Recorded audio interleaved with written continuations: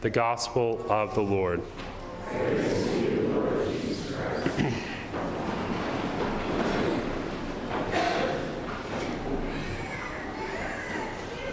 This conversation that Jesus has with the Samaritan woman is the longest recorded conversation in the Gospels. But I'm sure you could have guessed that based on how long it took to read. And it's probably not the longest he ever had, just the longest they wrote down. And so we have to wonder, there must be something very important about this dialogue that Jesus has. And today I just want to think about the difference between how Jesus encountered and communicated with this woman and how the apostles would have encountered and communicated that woman. We don't know exactly how they would have communicated with her, but we can make some inferences. We hear that they are surprised that Jesus is talking to this woman. And that's because Jews and Samaritans, they didn't get along very well, and so they didn't have a lot of interactions. And moreover, at that time, men wouldn't talk to women who weren't in their family, or that was kind of improper, especially if they were alone. So we can imagine that if the apostles had been there when the woman came, they might have been polite. They probably would have helped her with her gathering water, but they wouldn't have engaged in the same kind of dialogue that Jesus did. But Jesus, on the other hand, thirsted for this woman's faith. And so he entered into this conversation. They talk about water, then he elevates it to talk about living water, and then she asks for that. And then he tells her what she had done and talks to her about her beliefs and her hopes.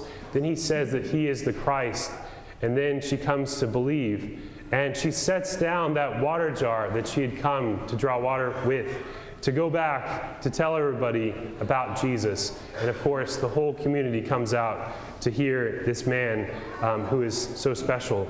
And so through that woman, Jesus brought the whole village to faith. And it's really remarkable. And so we see the difference between how the apostles would have communicated and how Jesus did communicate with her. And I think this, if we want to put words to it, Pope Francis has given us this idea. He said, we need to move from a culture of exclusion to a culture of encounter. From exclusion to an encounter. And the word culture means the way that people live. And so if we want to make this really practical and understandable, well, let's ask this question.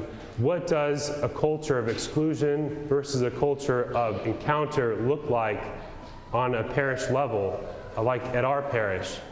Well, a culture of exclusion would look more like maintenance mode, like let's keep everything the same and maintain the status quo.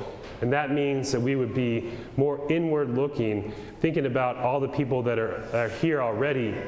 And maybe, yes, people can join us, but we're not going to go out and invite them. We're maybe not going to be very welcoming when they come.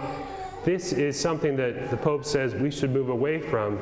So what would it look like to have a culture of encounter? And here, the word encounter is probably not the best thing in English because it usually in English means something brief. But what we mean here is something deeper than that.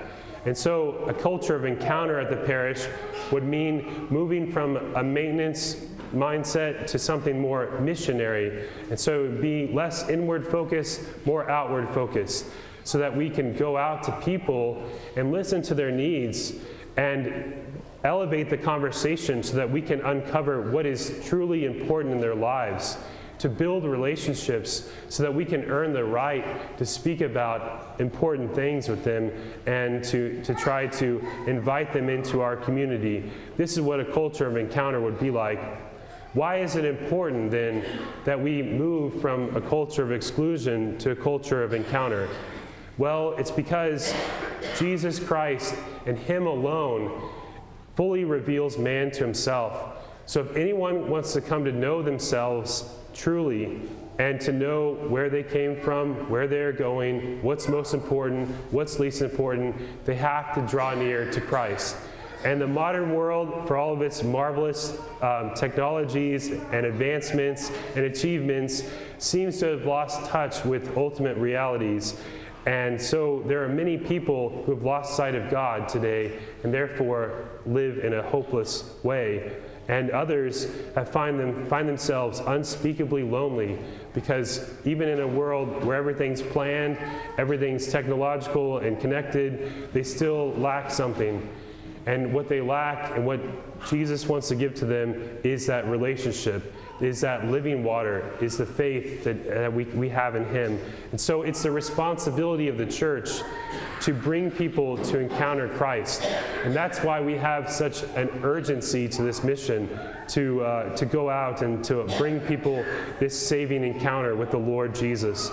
And so if we do this, though, it might mean a whole conversion of many people, because as we saw in the gospel, one woman's faith converted a whole village.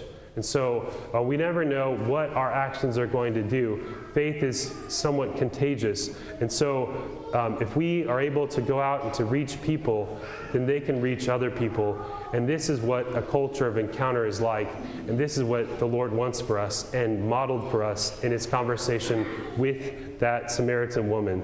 So maybe this week we should think about how we can implement that, between a culture of exclusion to a culture of encounter like the Lord taught us.